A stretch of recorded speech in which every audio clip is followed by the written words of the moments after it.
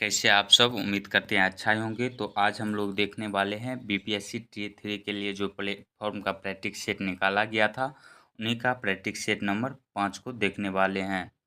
और प्रत्येक दिन हम सिर्फ जीके जीएस के प्रश्न को ही देखते हैं और मैथ और रीजनिंग बनाने में क्योंकि समय लगता है और हम इसे फास्ट रिवीजन करने के तौर पे कर रहे हैं। अगर आपको मैथ रीजनिंग या हिंदी में किसी भी प्रकार का कोई दिक्कत हो तो आप इस नंबर पर व्हाट्सएप के माध्यम से हमसे संपर्क कर सकते हैं। तो चलिए आज के वीडियो को बिना देरी किए हुए शुरू करते हैं। आज का पहला क्वेश्चन है कि बंगाल में द्विशासन प्रणाली किसके द्वारा लागू की गई। बंगाल में द्विशासन प्रणाली किसके द्वारा लागू की गई, तो यह रॉबर्ट क्लाइव के द्वारा लागू की गई। ऑप्शन नंबर सी से हो जाएगा। और बंगाल में द्वैध शासन कब से कब तक लागू रहा, तो यह 1765 से 1772 ईस्वी तक लागू रहा था। और अगला क्वेश्चन है कि किस सुल्तान ने अपनी राजधानी को दिल्ली से दौलताबाद में बदला था, तो यह बदला था मोहम्मद बिन तुगलक ने। दिल्ली से दौलताबाद अपनी राजधानी को बदला था। ऑप्शन नंबर बी से हो जाएगा। अगला नंबर क्वेश्चन है कि सुदर्शन झील मौर्यों के शासनकाल के दौरान डैश में निर्मित एक कृत्रिम जलाशय था, तो यह गुजरात में निर्मित एक कृत्रिम जलाशय था। ऑप्शन नंबर ए से हो जाएगा गुजरात। सुदर्शन झील का निर्माण किसके द्वारा किया गया था, तो चंद्रगुप्त मौर्य के द्वारा। किसके द्वारा? चंद्रगुप्त मौर्य के द्वारा सुदर्शन झील का निर्माण किया गया था। इसके बाद अगला क्वेश्चन है कि 1831 में बुद्धो भगत के नेतृत्व में कोल विद्रोह किस क्षेत्र में हुआ था, तो यह हुआ था सिंहभूम के क्षेत्र में। ऑप्शन नंबर बी से हो जाएगा सिंहभूम के क्षेत्र में। कोल विद्रोह जो हुआ था, कोल जनजातियों द्वारा अंग्रेजी सरकार के अत्याचार के खिलाफ किया गया था कोल विद्रोह। और कब किया गया था? 1831 ईस्वी में। इसके बाद अगला नंबर क्वेश्चन है कि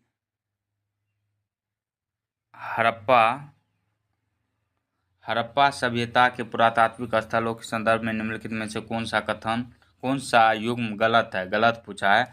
लोथल कहाँ पे है? गुजरात में है। धोलावीरा भी गुजरात में ही पड़ता है। राखी गढ़ी जो है यह पंजाब नहीं बल्कि हरियाणा में पड़ता है। कहाँ पड़ता है राखी गढ़ी? हरियाणा में। आलमगीरपुर कहाँ पड़ता है? उत्तर प्रदेश में पड़ता है। इसके बाद अगला नंबर क्वेश्चन है कि निम्नलिखित में से प्राचीन भारत की कौन सी लिपि दाहिने से बाईं ओर लिखी जाती थी, तो यह थी खरोष्टी लिपि। ऑप्शन नंबर सी से हो जाएगा खरोष्टी लिपि। यह एनसीईआरटी का प्रश्न है। और एक है नस्तलीक लिपि। और यह लिपि जो है यह बाएं से दाएं की ओर लिखी जाती है। किसके ओर? बाएं से दाएं की ओर। इसके बाद अगला नंबर क्वेश्चन है कि 1857 ईस्वी की क्रांति में अंग्रेजों व जोधपुर की संयुक्त सेना को पराजित करने वाला था, तो यह था आउवा का ठाकुर कुशल सिंह था। ऑप्शन नंबर ए से हो जाएगा। इसके बाद अगला नंबर क्वेश्चन है कि त्रिरत्न या तीन रत्न जैसे सटीक ज्ञान, सच्ची आस्था, सटीक क्रिया निम्न में से किस धर्म से संबंधित है, तो यह जैन धर्म से संबंधित है। ऑप्शन नंबर सी से हो जाएगा। इसके बाद नेक्स्ट क्वेश्चन है कि वर्साई की संधि किस वर्ष हस्ताक्षरित हुई थी। वर्साई की संधि पूछा गया है, तो यह हुआ था 1919 ईस्वी में। इस पर हस्ताक्षर किया गया था वर्साई की संधि पर। और वर्साई की संधि यह किस काल में हुई थी, तो जिस समय प्रथम विश्व युद्ध समाप्त हो गया था 1914 से 18 ईस्वी में प्रथम विश्व युद्ध चला था। और इसी की समाप्ति के बाद वर्साई की संधि हुई थी। द्वितीय विश्व युद्ध कब हुआ था? 1939 से 45। 1939 से 45 ईस्वी तक चली थी द्वितीय विश्व युद्ध। तृतीय विश्व युद्ध अभी नहीं हुआ है और न ही होने की संभावना है अभी। इसके बाद अगला नंबर क्वेश्चन है कि सूर्यवंशी गजपति राजवंश का संस्थापक कौन था जिसने 15वीं शताब्दी में ओडिशा और आंध्र प्रदेश के कुछ हिस्सों पर शासन किया, तो यह थे कपिलेंद्र देव थे। ऑप्शन नंबर ए से हो जाएगा कपिलेंद्र देव ने लगभग जो है यह 1435 से 1467 ईस्वी तक शासन किया था। कब से कब तक? 1435 से 1467 ईस्वी तक शासन किया था। इसके बाद अगला नंबर क्वेश्चन है कि बंगाल की खाड़ी में समुद्री डकैती हेतु हुगली का उपयोग कौन करता था? तो यह करता था पुर्तगाली। ऑप्शन नंबर सी से हो जाएगा पुर्तगाली। भारत में पुर्तगाली वायसराय जो था नीनो डी कुन्हा, यह कोचीन के स्थान पर गोवा को राजधानी बनाया था। कोचीन के स्थान पर किसको राजधानी बनाया था? गोवा को। इसके बाद अगला नंबर क्वेश्चन है कि चतुर्थ आंग्ल मैसूर युद्ध में टीपू सुल्तान के पराजय के पश्चात अंग्रेजों ने टीपू के परिवार के सदस्य को किस जेल में कैद किया था? तो वेल्लोर जेल में कैद किया था। ऑप्शन नंबर ए से हो जाएगा वेल्लोर जेल। नेक्स्ट क्वेश्चन है कि मध्यकालीन भारत में मनसबदारी व्यवस्था क्यों लागू की गई थी? तो यह सैनिकों की सुगमता से भर्ती हेतु मनसबदारी व्यवस्था लाई गई थी। ऑप्शन नंबर बी से हो जाएगा। इसके बाद नेक्स्ट क्वेश्चन है कि भारत में फ्रेंच कॉलोनी की राजधानी कौन सा शहर था? तो यह था पुदुचेरी। ऑप्शन नंबर ए से हो जाएगा पुदुचेरी।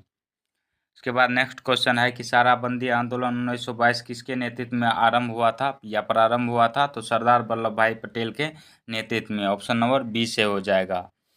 और यह किससे जुड़े हुए हैं सरदार वल्लभ भाई पटेल? तो यह बारदौली सत्याग्रह से जुड़े हुए हैं। और वर्तमान समय में अहमदाबाद हवाई अड्डे का नाम बदलकर वल्लभ भाई पटेल अंतर्राष्ट्रीय विमान क्षेत्र रखा गया है। इसके बाद 1991 ईस्वी में मरणोपरांत भारत रत्न से सम्मानित किया गया था सरदार पटेल को। 1991 ईस्वी में भारत रत्न से मरणोपरांत। इसके बाद नेक्स्ट क्वेश्चन है कि सहारा मरुस्थल के दक्षिण में फैले अर्ध शुष्क प्रदेश को क्या कहते हैं? तो इसे साहेल कहा जाता है। ऑप्शन नंबर सी से हो जाएगा साहेल। गंगा नदी बेसिन जो भारत का सबसे बड़ी नदी बेसिन है, देश के क्षेत्रफल का लगभग कितना प्रतिशत शामिल है? तो इसमें जो है कुल 25% शामिल है। गंगा नदी बेसिन जो है यह भारत के यानी देश के लगभग 25% भाग इसमें शामिल है। इसके बाद नेक्स्ट क्वेश्चन है कि नागार्जुन श्रीशैलम टाइगर रिजर्व निम्नलिखित में से किस राज्य में है? नागार्जुन श्रीशैलम टाइगर रिजर्व जो है यह आंध्र प्रदेश राज्य में स्थित है। इसे शॉर्ट में NSTR कहा जाता है, नागार्जुन श्रीशैलम टाइगर रिजर्व।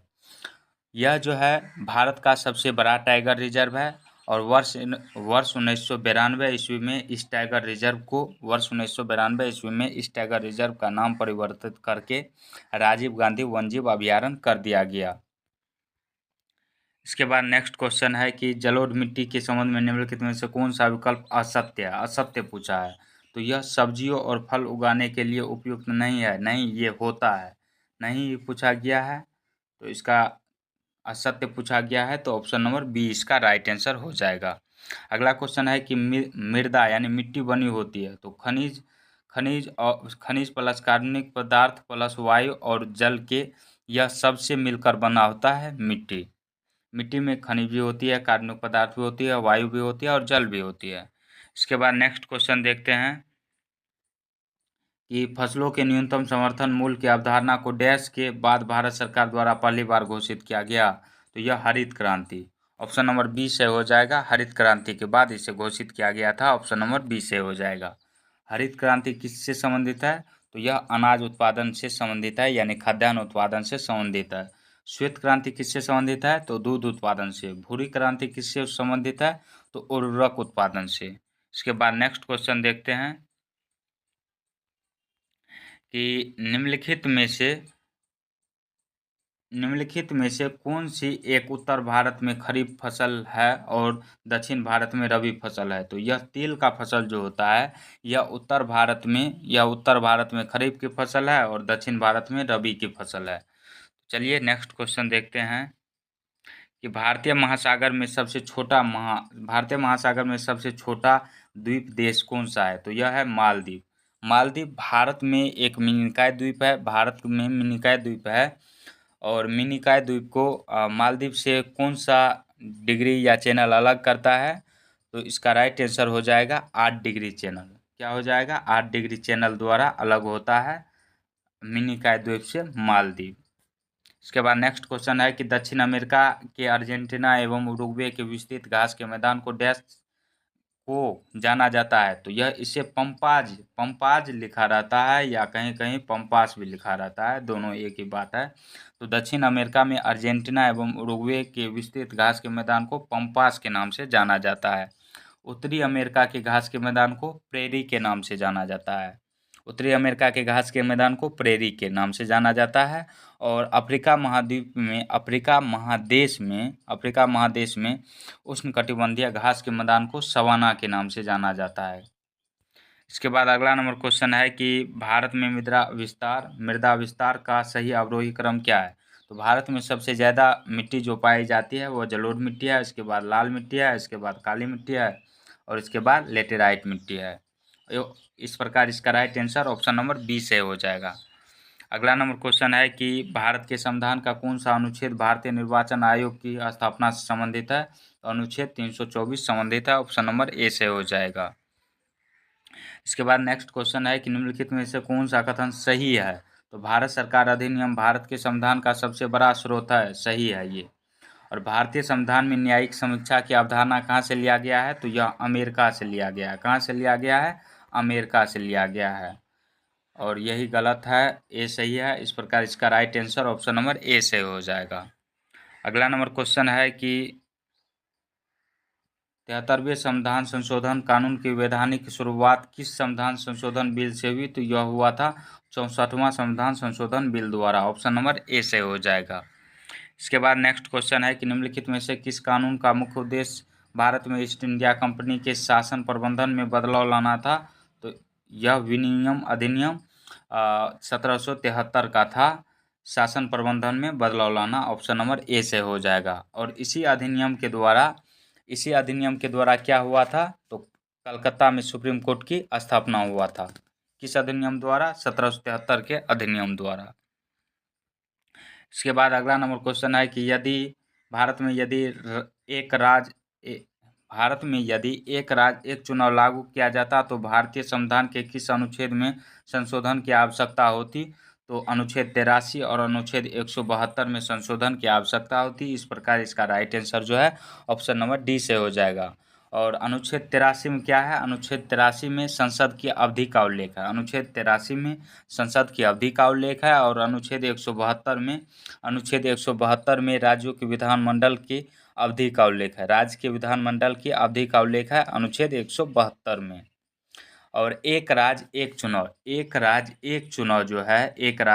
चुनाव का विचार पहली बार 1983 में चुनाव आयोग द्वारा प्रस्तुत किया गया था। इसके बाद अगला नंबर क्वेश्चन देखते हैं कि भारतीय संविधान का अनुच्छेद 371 निम्नलिखित में से किसके बारे में है। तो यह नागालैंड राज्यों के संबंध में विशेष उपवन से है, ऑप्शन नंबर ए इसका राइट आंसर हो जाएगा। अगला नंबर क्वेश्चन है कि किस राज्य में पंचायत व्यवस्था नहीं है। तो पंचायत राज व्यवस्था न ही नागालैंड में है, न ही मेघालय में है, न ही मेघालय में भी है और न ही मिजोरम में भी है। और केरल में जो है त्रिस्तरीय पंचायती राज व्यवस्था है। इस प्रकार इसका राइट आंसर जो है ऑप्शन नंबर डी से हो जाएगा। अगला नंबर क्वेश्चन है कि बी आर अम्बेडकर जो संविधान प्रारूप समिति के अध्यक्ष थे वे निम्न में से किस विधान परिषद से थे। तो यह थे बम्बई विधान परिषद से, ऑप्शन नंबर ए इसका राइट आंसर हो जाएगा। इसके बाद अगला नंबर क्वेश्चन है कि सर्वोच्च न्यायालय एक डैश है। तो यह एक शीर्ष न्यायालय भी है, संघीय न्यायालय भी है और मौलिक अधिकारों का संरक्षक है सर्वोच्च न्यायालय। सर्वोच्च न्यायालय को ही उच्चतम न्यायालय कहा जाता है। क्या कहा जाता है, उच्चतम न्यायालय कहा जाता है। इसे ही सुप्रीम कोर्ट कहा जाता है। अगला नंबर क्वेश्चन है कि भारतीय संविधान का भाग 10 जो है यह अनुसूचित और जनजातीय क्षेत्रों से संबंधित है। अनुसूचित जाति और अनुसूचित जनजातीय क्षेत्रों से संबंधित है भाग 10, ऑप्शन नंबर सी सही हो जाएगा। अगला नंबर क्वेश्चन है कि निम्नलिखित में से किसका संबंध भारत के सर्वोच्च न्यायालय से है। तो अपीलीय अधिकार क्षेत्र का है, मूल अधिकार क्षेत्र का भी है और कॉलेजियम प्रणाली का भी है। ऑप्शन नंबर डी इसका राइट आंसर हो जाएगा। ऑप्शन नंबर डी जो है इसका राइट आंसर हो जाएगा। और ये जो है कॉलेजियम व्यवस्था या प्रणाली, कॉलेजियम प्रणाली जो होती है यह मुख्य न्यायाधीश की अध्यक्षता में बनाया जाता है। किसकी अध्यक्षता में? मुख्य न्यायाधीश की अध्यक्षता में बनाया जाता है कॉलेजियम प्रणाली।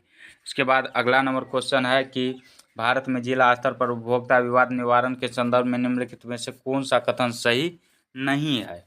नहीं है पूछा गया है, तो इसका राइट आंसर जो है सभी इसमें से सही है, यानी कोई भी गलत नहीं है। नहीं है पूछा गया है तो एक से अधिक इसका राइट आंसर हो जाएगा।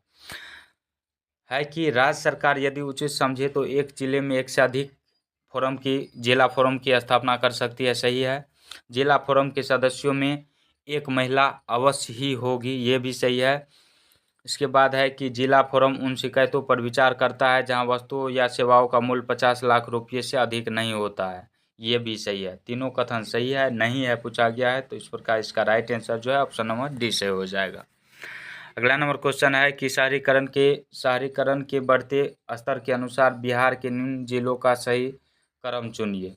तो बिहार के सबसे शहरीकरण किस जिला का है? तो पटना जिला का है, उसके बाद मुंगेर जिला का है, नालंदा जिला का है।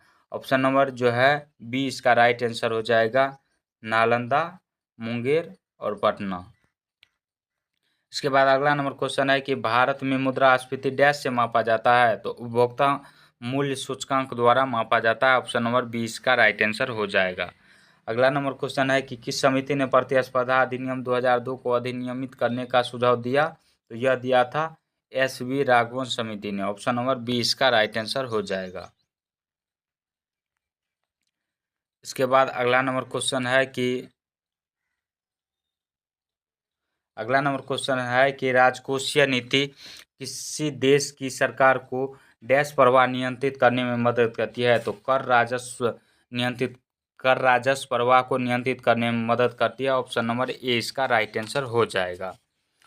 और राजकोषीय नीति जो होती है, ये राजकोषीय नीति क्या होती है? तो राजकोषीय नीति कर तथा सरकारी व्यय के उपयोग को दर्शाता है। क्या दर्शाता है? टैक्स या सरकारी व्यय के उपयोग को दर्शाता है राजकोषीय नीति। इसके बाद अगला नंबर क्वेश्चन है कि भंडारी समिति किससे संबंधित है? भंडारी समिति किससे संबंधित है? तो यह है क्षेत्रीय ग्रामीण बैंकों की पुनर्संरचना से संबंधित है। और क्षेत्रीय ग्रामीण बैंक की स्थापना कब हुई थी? तो 1975 ईस्वी में हुई थी। इसके बाद अगला नंबर क्वेश्चन है कि किसी देश की GDP उस देश में डैश माल और सेवाओं के उत्पादन के माध्यम से जोड़े गए मूल्य का मानक माप है? तो यह है प्रत्येक एकांतर वर्ष में। ऑप्शन नंबर ए इसका राइट आंसर हो जाएगा।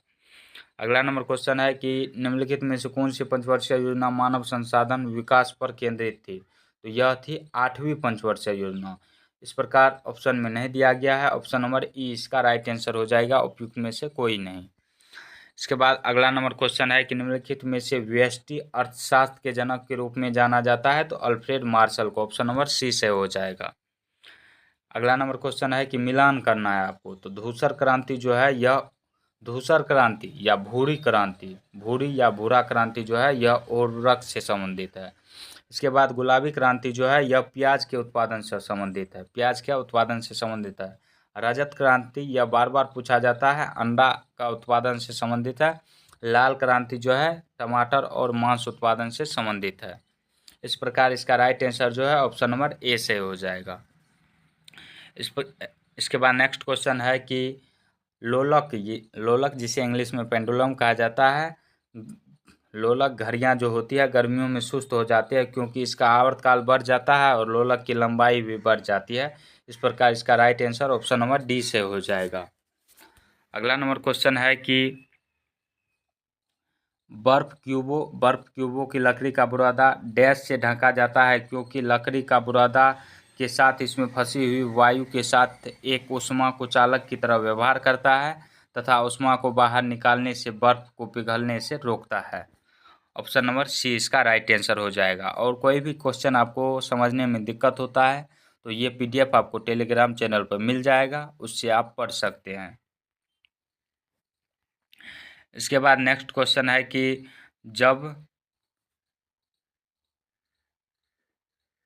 अगला क्वेश्चन है कि जब प्रकाश जल से ऑलिव ऑयल में गुजरती है तो किरण क्या होती है? तो किरण जो होगी वह अभिलंब की ओर मुड़ेगी। ऑप्शन नंबर बी इसका राइट आंसर हो जाएगा। अगला नंबर क्वेश्चन है कि एक गोताखोर एक स्विमिंग पूल को पार करने में सक्षम है, इसके द्वारा पदार्थ के कणों का कौन सा विशेष गुण प्रदर्शित होता है? तो पानी में अंतरानुक आकर्षण बल होता है। ऑप्शन नंबर बी इसका राइट आंसर हो जाएगा। इसके बाद अगला नंबर क्वेश्चन है कि एक उभयलिंगी फूल में मौजूद 4 भाग निम्न है। तो उभयलिंगी फूल में क्या सब मौजूद होता है? पुष्पकोश होता है, पुमंग होता है, दलपुंज होता है और जायांग होता है। पुमंग और जायांग बार बार एग्जाम में पूछा जाता है। तो पुमंग क्या होता है और जायांग क्या होता है? तो पुमंग जो होता है यह पुष्प का नर भाग होता है। पुमंग जो होता है यह पुष्प का नर जनन भाग होता है। जायांग जो होता है यह मादा का प्रजनन भाग होता है। मादा का प्रजनन भाग जायांग होता है। इसके बाद दलपुंज क्या होता है? दलपुंज जो होता है बाह्य दलपुंज के भीतर उपस्थित दूसरा चक्र होता है। पुष्पकोश जो होता है पुष्प का बाहरी सबसे बाह्य चक्र होता है पुष्पकोश। पुष्प का सबसे बाह्य चक्र जो होता है वह पुष्पकोश होता है। इसके बाद अगला नंबर क्वेश्चन है कि दो आवेशित निकायों को 10 सेंटीमीटर की दूरी पर रखा जाता है। उन दोनों के बीच कार्यरत बल निम्न है। तो गुरुत्वीय बल और अस्थिर विद्युत बल है।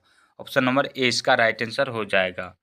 नेक्स्ट क्वेश्चन है कि जब एक विमान तेजी से आगे बढ़ता है तो दाब के साथ क्या होता है?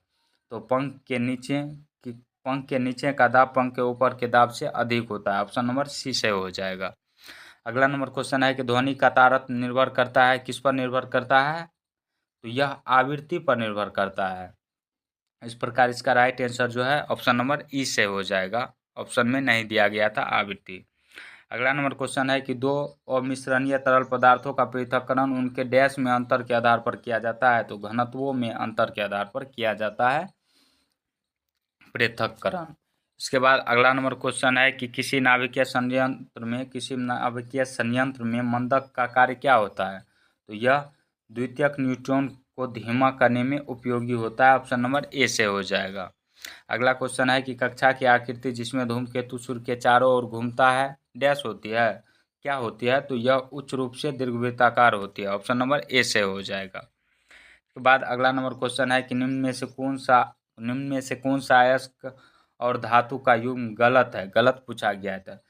मैग्नेटाइट या हेमेटाइट यह लोहा का अयस्क होता है। इसके बाद जो है यह निकेल या गैलेना जो होता है यह किसका अयस्क होता है? सिनेबार जो होता है यह पारा का अयस्क होता है। ये भी गलत है और ऑप्शन नंबर बी भी गलत है, क्योंकि गैलेना जो होता है यह सीसा का अयस्क होता है। गैलेना किसका अयस्क होता है? सीसा का अयस्क होता है। और सिनेबार किसका अयस्क होता है? पारा का अयस्क होता है। दोनों गलत है। इस प्रकार इसका right answer option number D से हो जाएगा, उपयुक्त में एक से अधिक। इसके बाद नेक्स्ट क्वेश्चन है कि कौन सी धातुओं को प्राप्त करने के लिए विद्युत अपघटन की विधि अपनाई जाती है? तो यह उच्च प्रतिक्रियाशील धातु को प्राप्त करने के लिए विद्युत अपघटन विधि अपनाई जाती है। ऑप्शन नंबर ए से हो जाएगा। अगला नंबर क्वेश्चन है कि एक धातु का परमाणु विन्यास 285 है। निम्नलिखित में से कौन सा तत्व उसके साथ रासायनिक समानता दर्शाता है? तो यह है नाइट्रोजन 7। ऑप्शन नंबर ए से हो जाएगा। इसके बाद अगला नंबर क्वेश्चन है कि सम आयतनिक प्रक्रम में आंतरिक ऊर्जा में वृद्धि है। तो यह अवशोषित ऊष्मा के बराबर। ऑप्शन नंबर बी से हो जाएगा, अवशोषित ऊष्मा के बराबर।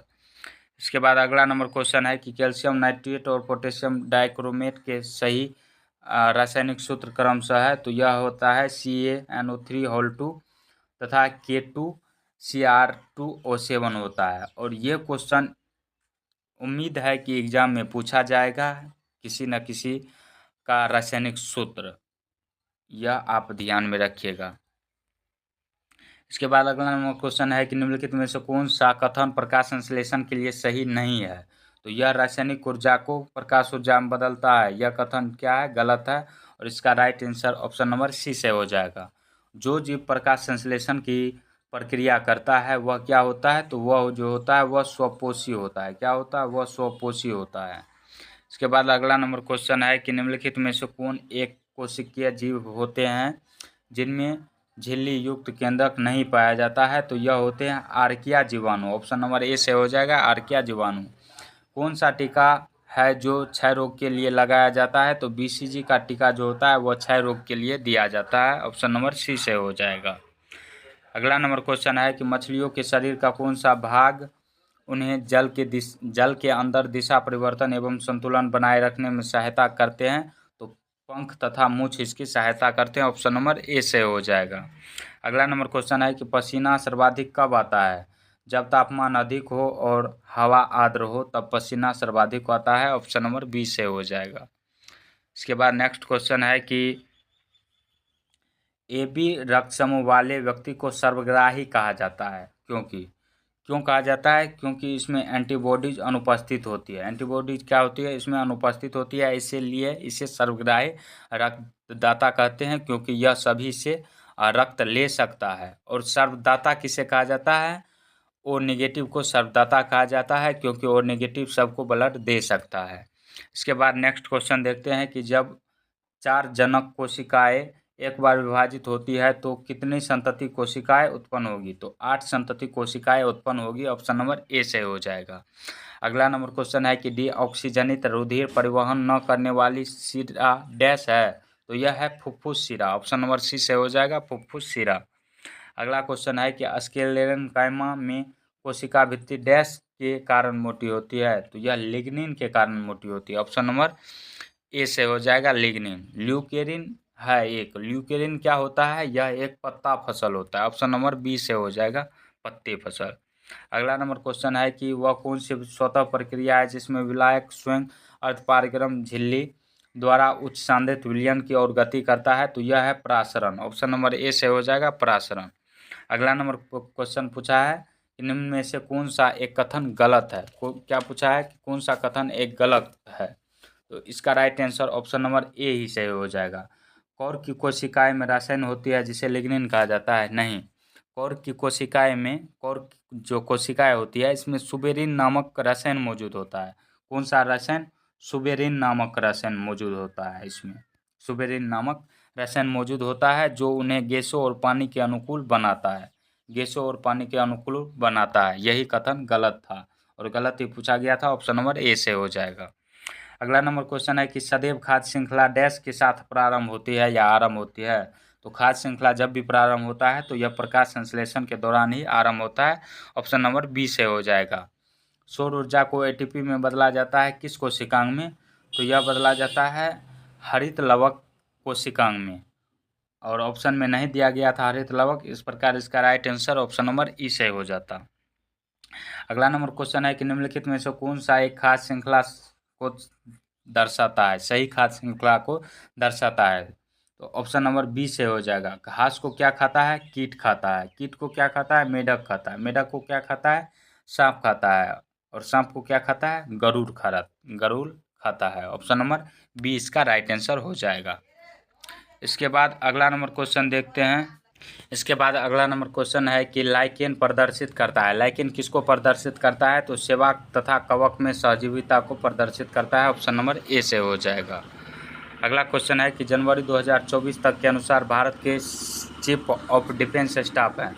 तो यह है Anil Chauhan. Option number C से हो जाएगा, अनिल चौहान। और विवेक राम चौधरी कौन है? विवेक राम चौधरी जो है यह वायुसेना के अध्यक्ष हैं। किसके अध्यक्ष हैं? वायुसेना के अध्यक्ष हैं।